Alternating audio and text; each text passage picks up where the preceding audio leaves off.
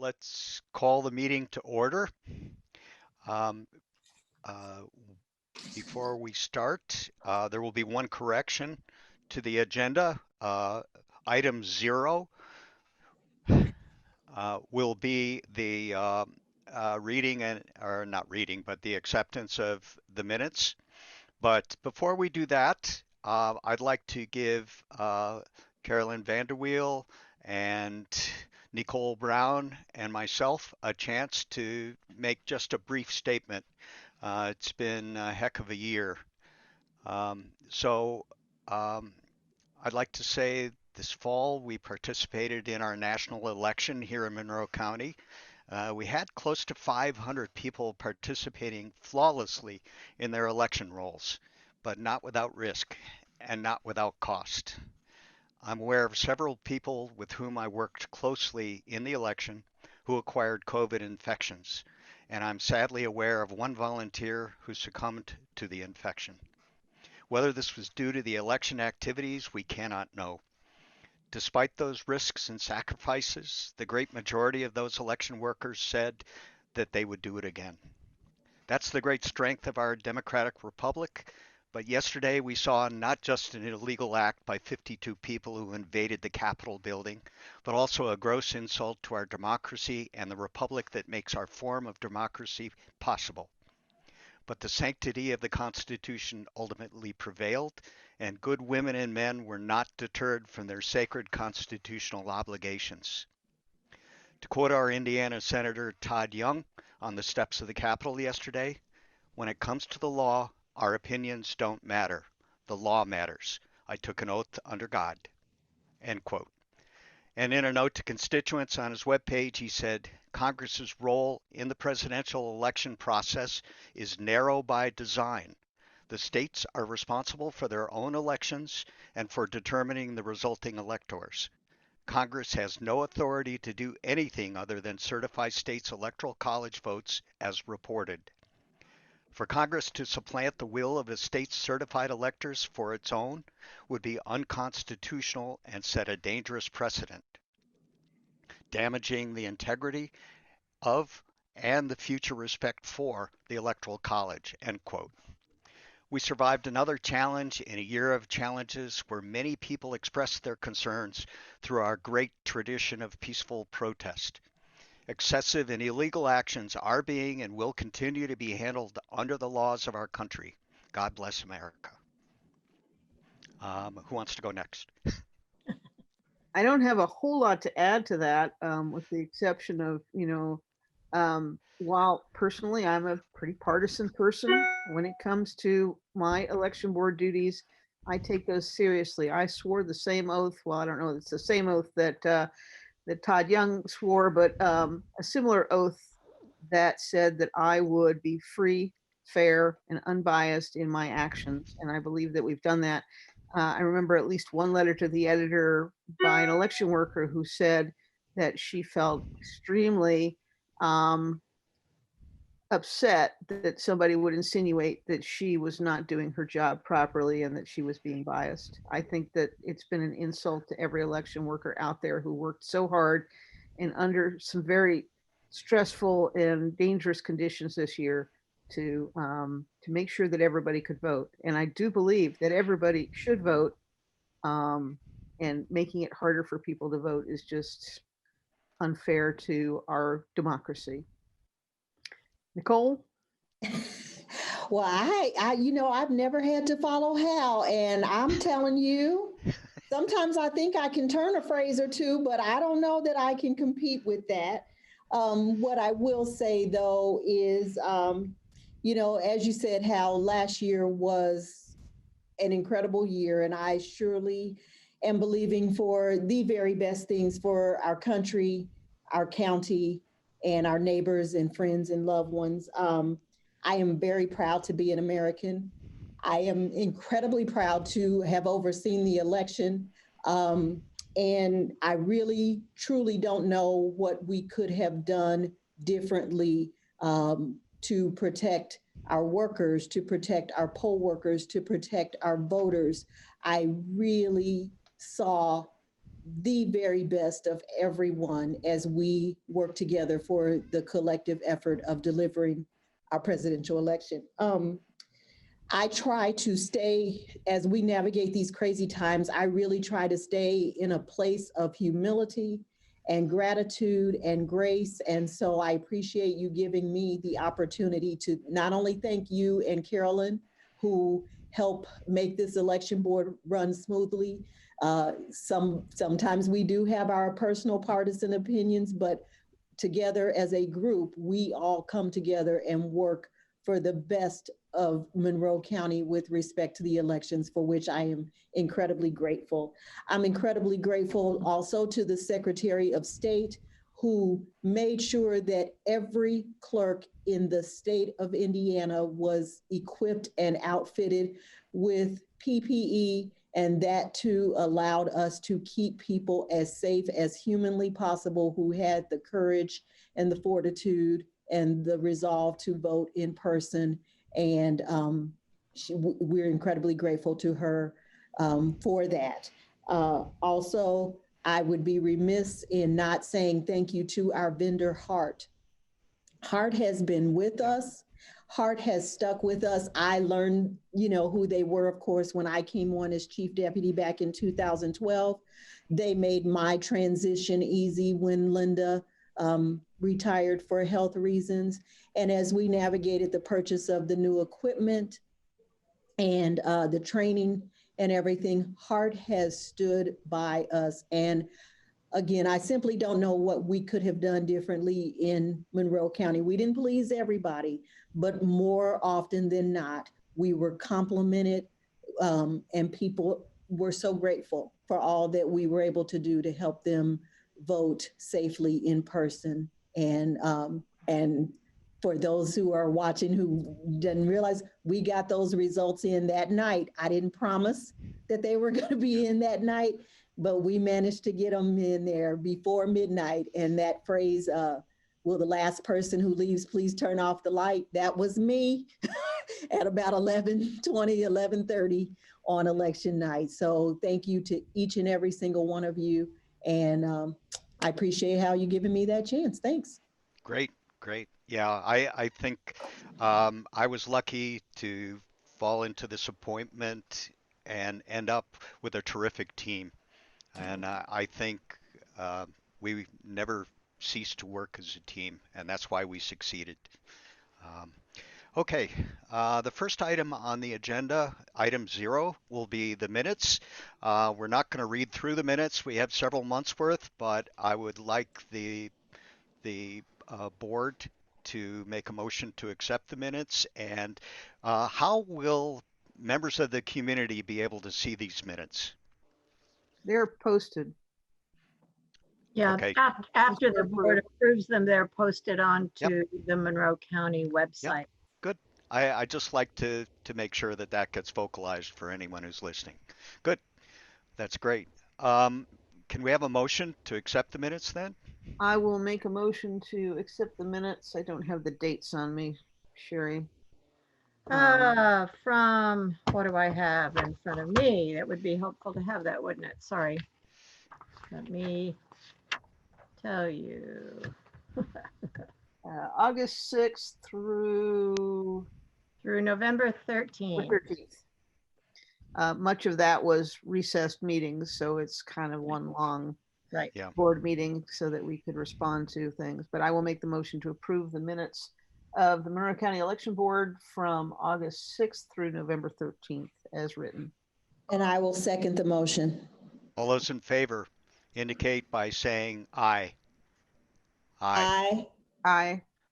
Okay. Technically, I believe we need to call a roll. Okay. Nicole, Nicole says aye. Carolyn. Carolyn says aye. Okay. And I say aye. Carolyn, you're a great parliamentarian. You know the rules so well. You're I've just been on indispensable. too many Zoom meetings. Okay. Um, now, moving on to item 1, the future meeting calendar. We have been meeting in the past on the first Thursday of each month. Is that still the desire of the board? It I is. don't see any reason to change it at this point. Okay, then. I don't know that we have to vote on that um, since we're continuing.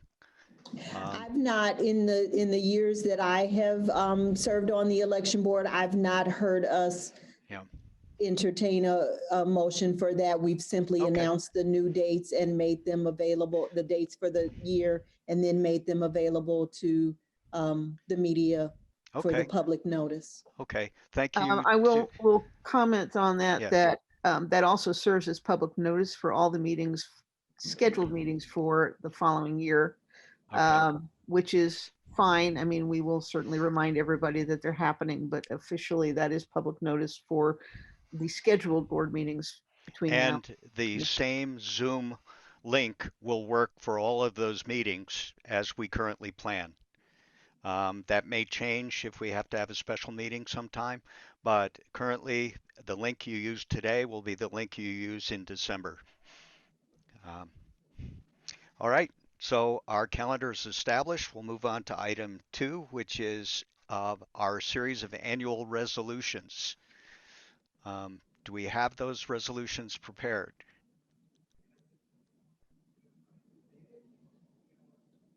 Those are the ones that I believe we just have to agree and sign Yes. with Karen and sign.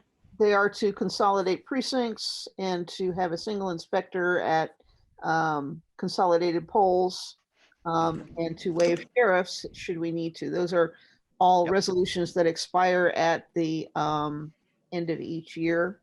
Yep. And I see, technically we don't have an election this year and we don't need them, but it helps to keep them in order. So we can get those prepared for us to sign, but unless there is a problem with that, I think we should just vote that we will vote to continue those resolutions. I move we continue those resolutions. And I will second. Okay. Carolyn, your vote? Aye. Nicole, your vote? Aye. And I vote aye. So the resolutions are continued. Okay. Karen, we have something else to sign, don't we? Yeah, the IEC 22 electronic poll book inventory list. Yes, So so I have that one ready. If you want to Okay. stop by my house today, you can do it, or you Okay. can. I'll swing. When are you going to be back in the office? Do you know? Monday. Monday, next Monday. Okay. we'll be So in Monday to do signings. yeah, do we have a deadline on that? Yes, we do, but it's January 31st. Okay. So we can all swing by Monday and sign that and you can send it off. Great. All Thank right. you. Very good. And I believe all those resolutions are on file, so we should be able to just copy those and have them ready to go to. That's great. Sherry, I'd like to call on you to give the 2020 poll worker comments overview. Okay, yeah, I will do this briefly. I haven't had a chance to get through all comments and summarize them, but specifically the election board asked for feedback on perceived safety. We sent surveys out to, I think, 318 election day workers, and we received over half of those back, which is a great return. We included a lot of questions, and I will summarize just a few of them here to provide a brief overview. Interestingly, in the past, we typically have about a fourth of the workers to be first-time workers and 3/4 of the workers to have worked in the past. This time we had 62% of those responding who were first-time workers, which is awesome to have reached out to so many additional individuals in the community. It required, of course, focused training, and they were oriented to processes for the first time. But it was very exciting to see that additional interest in working the polls, and hopefully that will develop into future poll workers as well for future elections. I did obviously asked some closed-in questions, just overall, how is the experience? And frankly, there were, of course, ideas for improvement. But at the most part, every survey was amazingly positive. 89% said the overall experience was very positive. 11% said it was somewhat positive, and nobody said not at all positive, which was wonderful. In terms of teamwork effectiveness, again, I gave them the scale. Very effective, somewhat effective, or not at all. 87% said very effective. No one said not at all effective. So again, just very positive overall. Importantly, in terms of safety, we asked a closed-in question, how safe did you feel when you were working? Because we certainly supplied PPE, thanks to some materials from the election board, and also, as Nicole mentioned, items, a lot of items, and disinfectant and gloves and masks, and shields from the Secretary of State. The scale, very safe, somewhat safe, or not at all safe. Very safe was 70%, which I thought was very positive given the realities of COVID. Somewhat safe, 28%, and 2% said not at all safe. We always standardly ask one question, would you like to work in the future? 92% said yes. And Nicole had specifically asked for an additional question saying, okay, so if a pandemic is still present in 2022, would that prevent you from working elections again? And the answers were, I probably would not work, or I probably would work. I mean, those were the two options we gave. 83% said I probably would work. So I just think that speaks so much to generally the positive experiences that people had. We got a lot of open-ended questions, and certainly I'm just kind of focusing on the safety right now, but I thought I would share a few comments. In terms of, and there were more positive comments than negative simply because of the responses to the closed-in questions, but comments like, with the safeguards, I felt safe, I felt protected. They could, if we asked for improvement opportunities, some couldn't name anything. I loved this, and this happened in multiple surveys. Positive comments from individuals say, I am young, I am healthy, and I chose to work to keep those populations who are at more risk from having to work, which says so much about our community and the outreach and the caring that was going on. Also, there were many comments like elections have to carry on. I wish to be of service to my community, especially at this time. I think you did all you could do since we needed to work around a lot of people for a long period of time on election day. And this is my civic duty. This was my first time getting out of the house since the COVID, and it's the only time I've left home to work the election. So it just speaks a great deal to the mindset of the poll workers, and particularly the new workers that we had.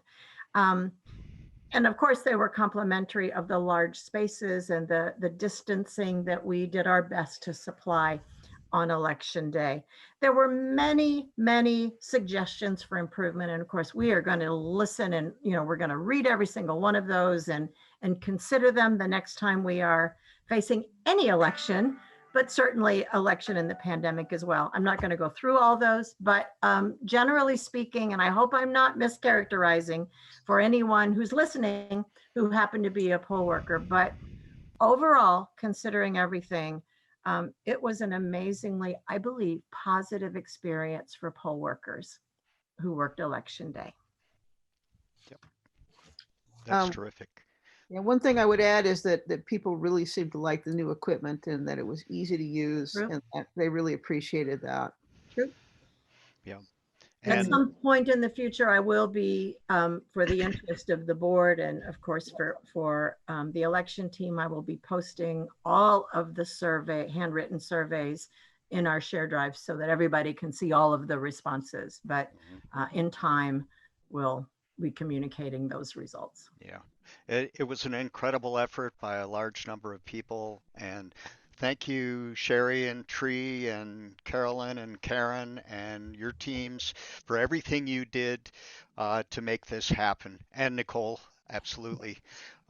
You, it just wouldn't have happened without a tremendous amount of cooperation from everyone, and that is reflected in the positive results we got from the workers.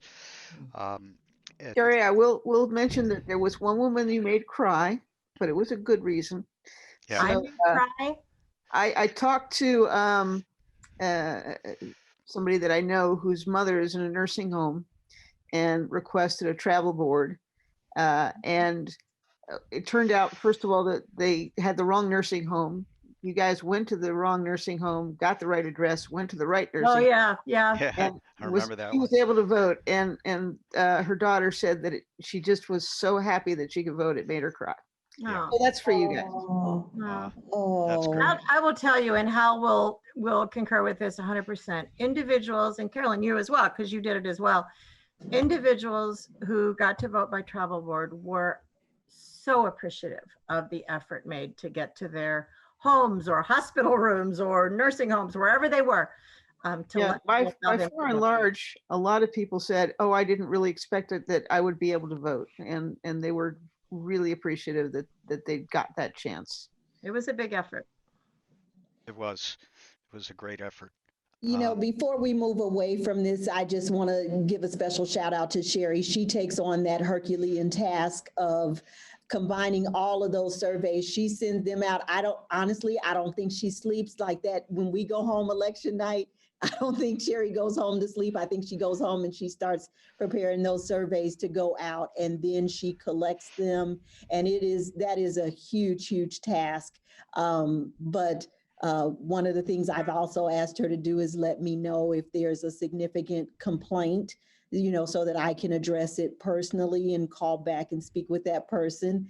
And I actually don't remember having to call anybody who sent in a survey that was just so extreme in terms of how they felt about being a poll worker. I didn't have to call anybody. And so I appreciate you, Sherry. Thank you so much for all you did with that. And then I kind of put her on the spot and say, okay, are you all right to present at the election board meeting? Can you give us a readout on that? And she does, and she's willing, yeah, and she's No big deal. gracious. So thank you, Thank Sherry. you, Nicole. Very that's sweet. great. That's That in great. the minutes as And well. She does a yeah, great job with both of those. yes, yeah. And our minutes are not easy. No. uh, Cats helps a lot with that, believe me. yeah. Thank you, Cats. Um, I also want to say that our election workers, especially the early election workers, were able to process a voter every 45 seconds. That's incredible. It's just incredible. So thank you to everyone who made that possible. The lines were long, longer than we would like. Um, and in the future, if we suspect another kind of election like this, we know what to do. We But do. for this one, we did everything possible, and I think we squeezed every ounce of efficiency out of the process. So thank you all. It But was, Mr. Howell, I'm going to say, even with the lines, this was not Georgia. yeah, I believe the very longest period from the end of the line to the door of Election Central, the longest was 2 hours. And that was after we added the additional hours to the early voting, the last few days of early voting. And then much of that was if that wasn't your person, they didn't live in your household, you weren't standing close to them. So I went out there, some of you may remember, 2 or 3 times a day. That's how I got my 10,000 steps in a day during early voting, and would thank the voters for being in line. I never got a significant amount of complaints or I don't understand this line. We did have some, and we addressed that with the additional hours. But overall, people were very grateful to be out, like we've already talked about. And so even with the lines, Mr. Howe, I think we did well here in Monroe County. Yep, I agree. I agree. Um, all right. Are there any other comments about this section of the agenda, or shall we move on to late CFAs? Okay, let's move on to the late CFAs. I believe that the board received copies of the late CFAs. Did you We get it? we did receive a list. Okay. Some of these are people we've dealt with before. Um, a few of them are newer. Um, let's see. I don't see that. I thought we had a frequent flyer on here. There is one who Okay. is it's their third offense. Everybody else, I think, was a first time. Yeah. Okay. So, Normally, we invite them to attend, that's and I think at least for the frequent flyer, we should do that. yes, But agreed. this is a person who should know better because we've been through this a few times, including the argument that we didn't have the right to monitor her financial reports, but we determined as and got confirmation from the Indiana Election Division that yes, we were the right folks to be dealing with it. So the fact Absolutely. that they were that late was uh, shouldn't have happened. I don't know if we want to just kind of deal with waiving the fines on um, the others, although are there still two that haven't actually filed, Karen? Correct. Okay. So I would say that, or my recommendation would be that for the three or one, two, yeah, three people who filed their reports, even though they were late, but are first time offenders, that we basically resolve those because they filed. I think the other two um, should be on notice that if they don't get that in a very timely fashion, that that they will be subject to fines given that they've been given notice. And then unfortunately, our third person or our last person is going to get fined because she should have Agreed. known better. Agreed. Yeah. I Yeah. can agree with those. And I would like to invite her to attend the next meeting to officially deal with that. Yep. I agree. Okay. Um, then So we need a motion. Why don't we, should I make do- a motion to waive the fines on Jessica McClellan, Joni Shields, and Matthew Smith as first-time offenders who have filed and completed their reports? mhm. And Tron. And Tron. Intron? Oh, Yep. sorry, Intron, yes. So those Uh, four are first-time offenders. Under our policy, we do waive those fines. And so I'll make the motion that we do that for those four. I will second that motion. Okay. Carolyn, your vote? Aye. Nicole says aye. And I say aye. All right. And then for Kathy Smith and Marcia Lovejoy, who have not filed their reports but are also first-time offenders, I think we put them on notice that if they have not filed in a timely fashion, and certainly previous to the February board meeting, that they may be subject to fines because it is up to us whether or not we do that. Mhm. And then we'll deal with Valerie Houghton at the next election board meeting as well. But given that this is a third offense, I think that Marcia, somebody needs to know better. Marcia actually sent in a CFA 4, but it was defective. Okay. Right now, I can't tell you everything. It's on my desk and I don't have it with me, but I've sent her several emails back and forth, but so I'm sure we're going to get it, but I don't I never Okay. like it when they're this late. And you said But Kathy Smith has also sent in some notes, but not a final? yes. But I don't have anything for Kathy. I have sent her But emails. the note sent it means that you sent notes. I sent, them. yeah, I Right. sent. Okay, Right. all right. So we should notify both of them that those must be filed prior to the uh, February board meeting and really next week. And that failure to do so may subject them to fines. And as I said, the last one, we will invite her to attend the next board meeting, but I think that subsequent to our policy, I believe it's a 50% fine, which could be quite expensive in this case because it's A lot of days. yeah, it's several weeks, so 2 to 3 weeks in there. Yep. Okay.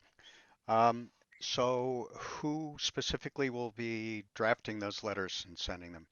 I can certainly contact Val. And Karen, have you talked to Kathy at all? It's all been email. Okay, but I mean, it's gone back and forth. She knows that it's there.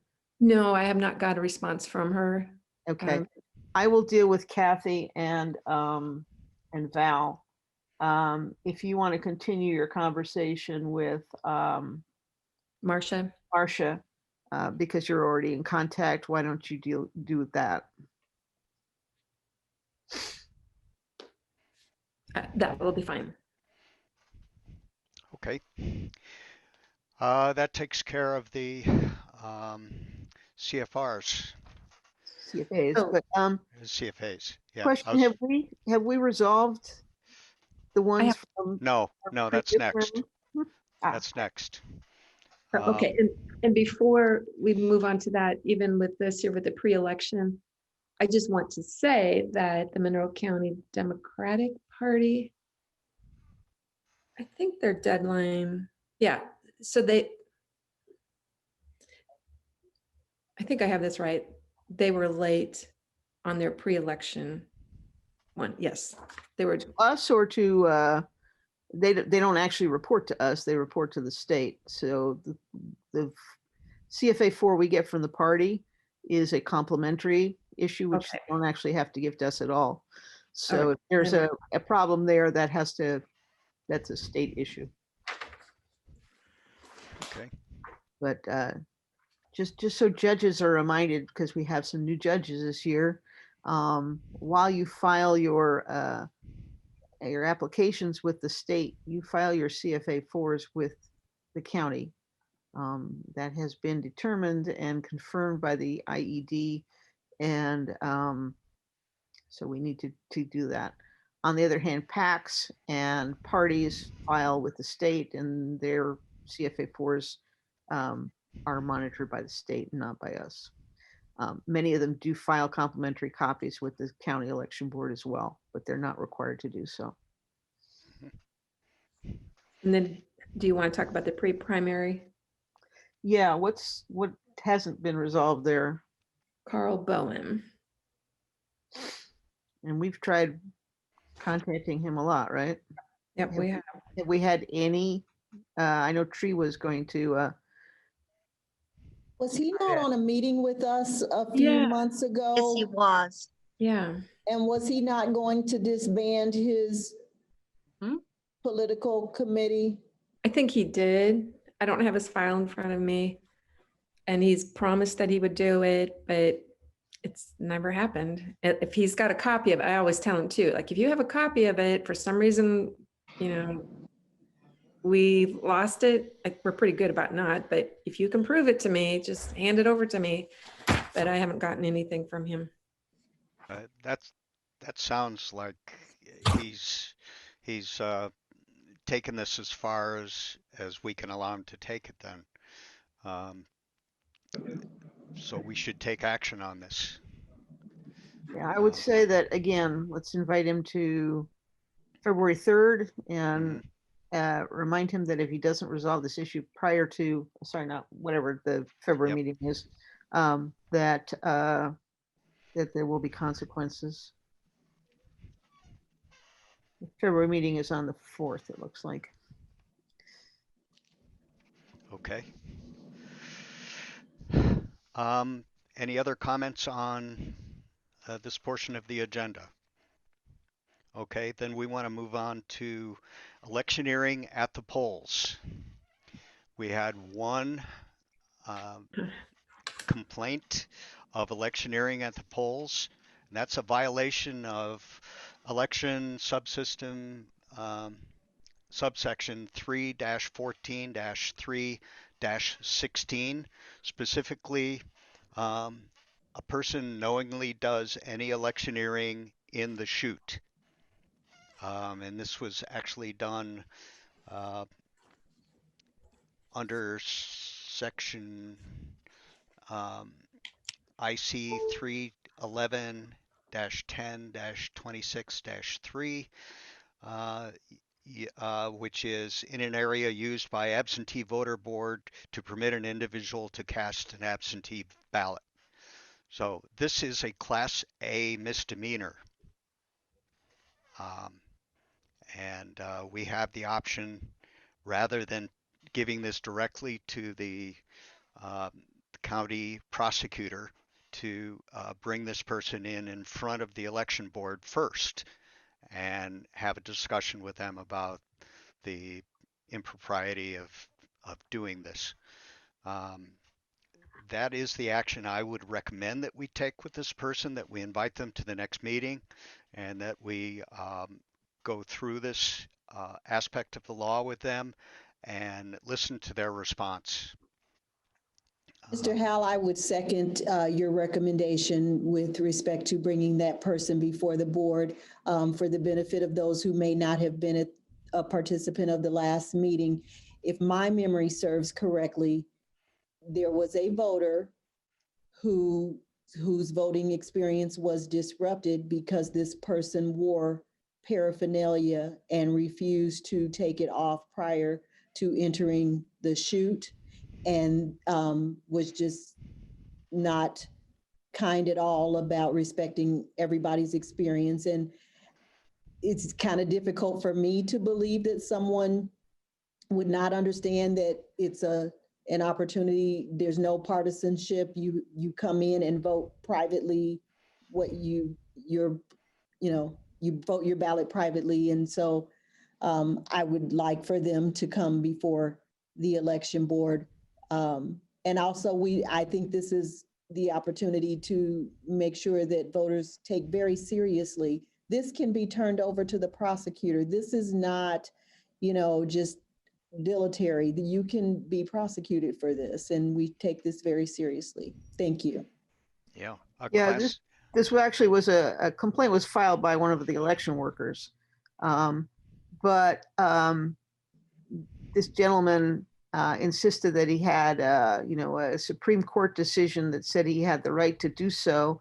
As we probably figured out, this was a Wisconsin, I believe, Supreme Court, not the federal Supreme Court decision that dealt specifically with the Wisconsin rule, saying that their law was not specific enough. Ours is much more specific here in Indiana. We talked to a number of legal folks about the ramifications of this, and they all determined that yes, this was illegal. Now, he was allowed to vote because our election supervisor correctly allowed him to go through and vote, because we can't deny him that right. However, if that report is filed, which it was, we do have the right to prosecute. I also spoke to the prosecutor's office after this, and we have up to 3 years to file those charges. So I think we have adequate time to invite him to the next meeting and see what happens on that, and then we can make that final decision. I would also say that both parties jumped on this pretty quickly and issued statements, and we did not have another problem with that that I'm aware of on election day or in early voting. So hopefully people got the message that that this is unacceptable. You have plenty of time to tell everybody what you think about your candidate. The inside the chute and while you're voting is just not one of those times when it's appropriate. And it's not a violation of your free speech. It is simply a way of respecting all voters. Amen. Okay, so he will be invited to the next meeting. Um, the next item on the agenda is a sad slash happy one for me. We have a continuation of leadership of the election board. Um, as we have agreed, there is a schedule of alternation that ensures that each of the major political parties in Monroe County has an option to do an equal number of presidential elections, municipal elections, and other elections. And so, in accord with that agreement, I am hereby turning over leadership to my esteemed associate, Carolyn Vanderweel, who will be chair for the year 2021, which will be an important year for us because we'll be reestablishing precinct boundaries based on the 2020 census when it's released. It is late right now. And unfortunately, I believe we've been notified that the census data is going to be late. Karen, has the Secretary of State's office made any comments about how this process is going to work out because we don't have the information that we're going to need? No, but I think I got a bunch of online webinars that are coming up. And I think there was the one for re-precincting in August.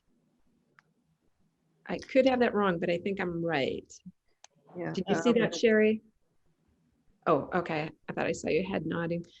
So they're going to give us training in August. So that's definitely late in the year. And then sometimes they get delayed from there. So anyway, I'm sure we will get additional guidance from the Secretary of State, but there are some constitutional deadlines that have to be met. And unfortunately, this year, our census is not meeting those deadlines as it should. So I would guess that the Secretary of State's office will tell us how we have to deal with this. Okay. That being done, the chair is gone. Long live the chair. Thank you, Hal. Thank you for every single Yeah. thing. It was really a pleasure, and it was an exciting adventure. I learned a tremendous amount, and with all that I learned, I probably know 20% of what Carolyn knows. So Just I because I've think been around for a bit longer. we're in very good hands. And I would say that, the difference between the chair and the Republican member at this point is minimal as far as I'm concerned. I believe that the three of us have worked very well together, and that we exist on equal footing with equal input. Absolutely. The chair just gets to make sure that the agenda gets filed on time. and me. Karen will make sure of that. One more thing. I don't Okay. know. The last item on our agenda is opening the mic to public input for, yes, Karen. Yes, so I had if you guys would just agree that the incomplete registrations, there was 10 of them, that you're fine with that. I have them certified, I have them printed out. And when you guys come in to sign that other paperwork, I'll just have you guys sign that. It's really no signature on there, but I think it's just a good idea to have 3 signatures on there and stick it in the file. But I believe we actually voted on that at one meeting, but I'm happy to sign that as well. Yeah, so it needs to, that's their certification kind of thing. Okay. We have a number of participants here who we will now give an opportunity to speak. If you would like to speak, please just raise your hand. Raise your hand. Unmute. Yeah. Yeah, unmute and raise your hand. And keep unmuted. Here's Marge. Oh, well, I'm not supposed to talk.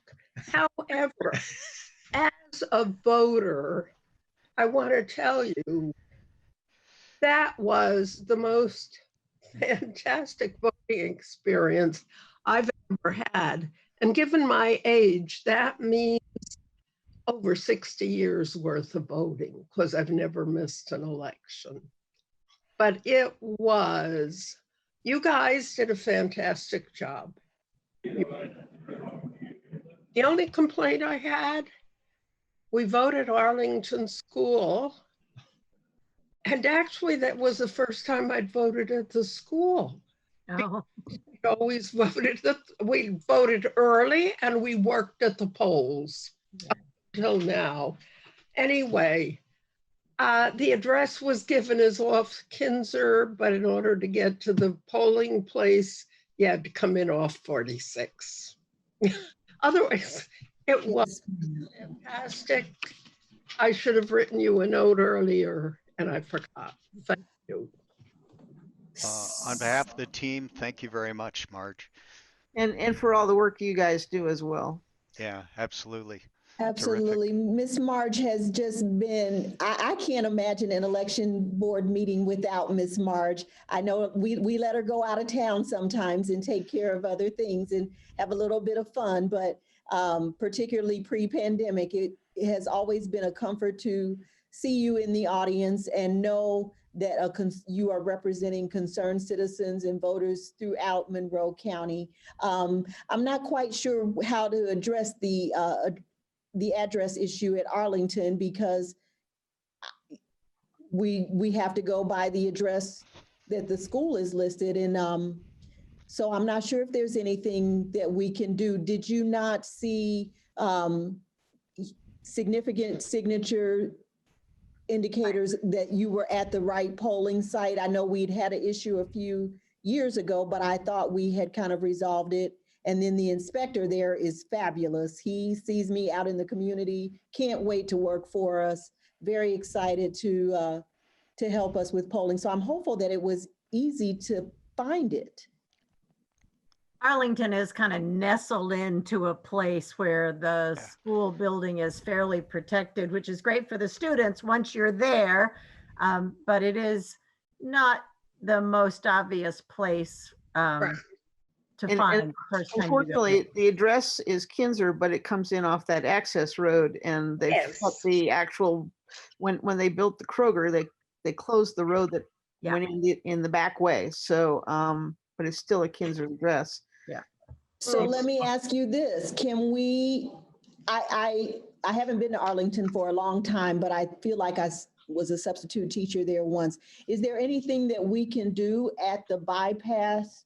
A special signage made indicating that a polling place is this way on the way to the school. And then, like I said, I know we had a problem a few years back, but I feel like it's easier to see the entrance to the polling site there than it had been in other years.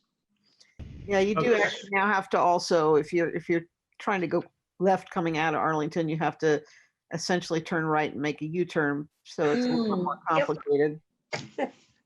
Now this is Tree. Okay, I seldom speak. However, the most important thing is happy birthday, Marge Faber. Today is her birthday. Right, yeah. It is her birthday.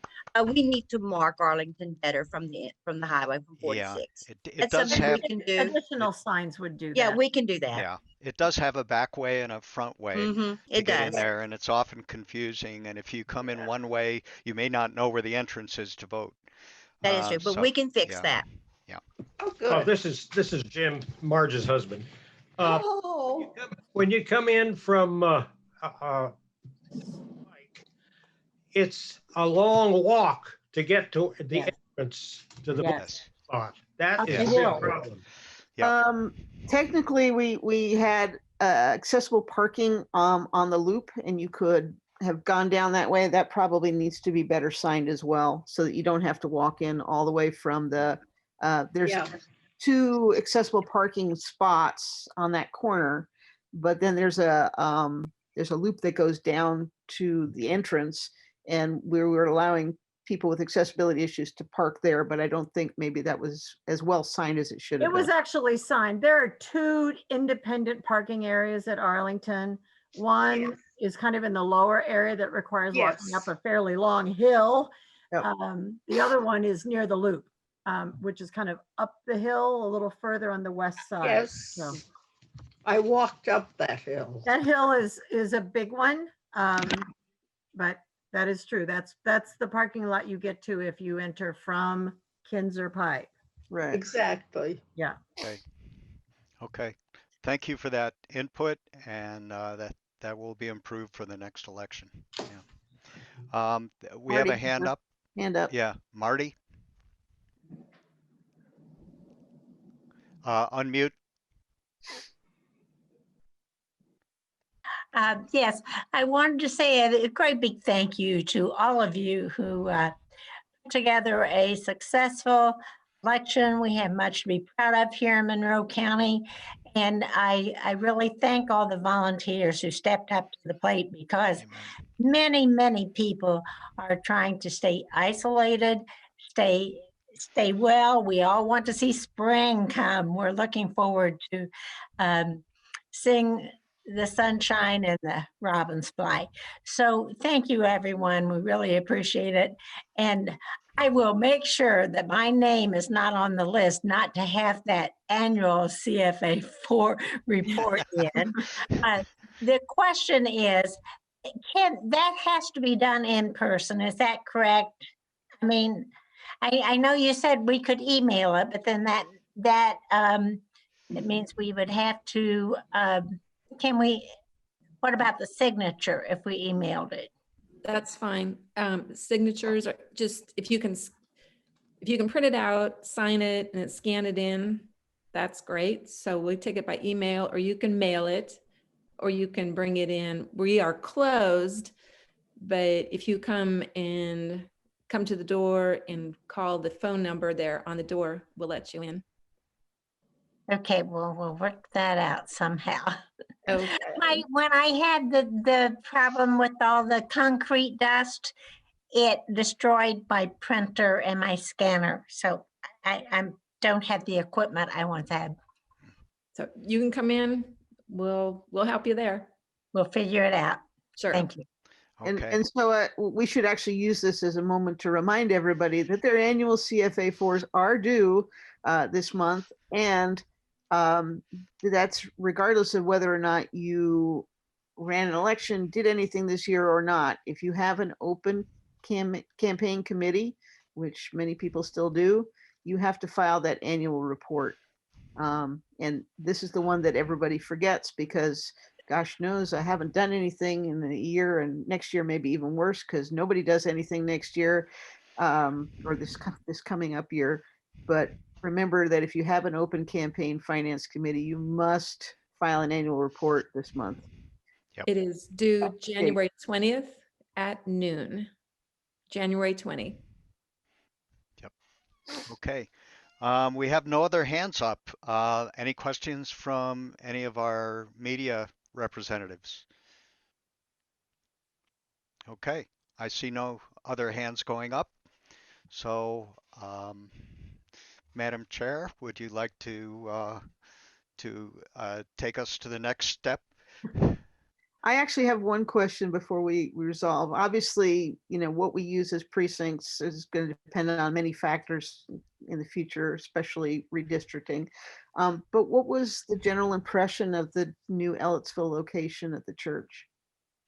It's one of the few places we didn't Awesome. actually get to on election day. It was awesome. It was spacious. It was wonderful. I can share comments if you want to see from the surveys. Workers found it, because it's a huge space, positive. I actually went there, I don't know, at some point in the afternoon, and representatives from the church were there, and they said, "We hope you come back. This has been run so well." The only complaint, and it wasn't specific about Ellettsville generally, but for those few polls that you use the same door to enter that you use to exit, there was some concern among some poll workers about social distancing at entrance and exit. And that is the case at the Ellettsville Christian Church, but not uniquely to that one. But it was very positively received by both poll workers and by the church itself, as far as I know. And was there any overload at South with moving Bloomington Transit there? Is that something we should maybe consider? I don't think so. I was there as well. Of course, it wasn't terribly busy at the election day polls at any of the places after about 10 a.m. or so.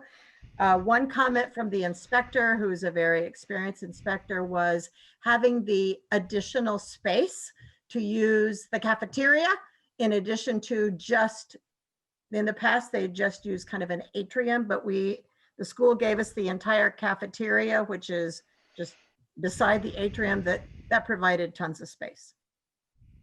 And if you recall, Ms. Carolyn, that was the inspector who came back to talk to us election night and said that was, of all the elections he had worked, I believe it was over the course of 30 years, that was the best that he had worked. So, you know, I think that it had to have gone fairly smoothly for him to want to make sure to talk to us before we started tabulating votes. And then when you were talking about there not being a lot of traffic after 10 o'clock, that actually is the way I think it was supposed to work when the CDC said if you vote early, that allows for more social distancing and spaced out voting on election day. So I think it did exactly what it was designed to do. Yeah, I mean, I think there was a steady stream of voters at nearly every poll after that, but it wasn't long lines and backed up after the initial line formed in the morning. So it wasn't like early voting. It was it was just different number of voters in the space throughout the long day. All right. If there are no further comments, I'll entertain a moment a motion for adjournment. I will make a motion to adjourn with a second happy birthday, Miss Marge. And I will second both of those comments and pass the gavel to you. I've only got a shoe, but I'll work on it. Okay. That being said, our next meeting is scheduled for February 4th at 1 p.m. And as far as we know, it will still be on Zoom. Yep. Okay. Probably going to be doing that for a while yet. So. Yep. Thank you, everybody. Yep. Thank you. Bye-bye. Bye.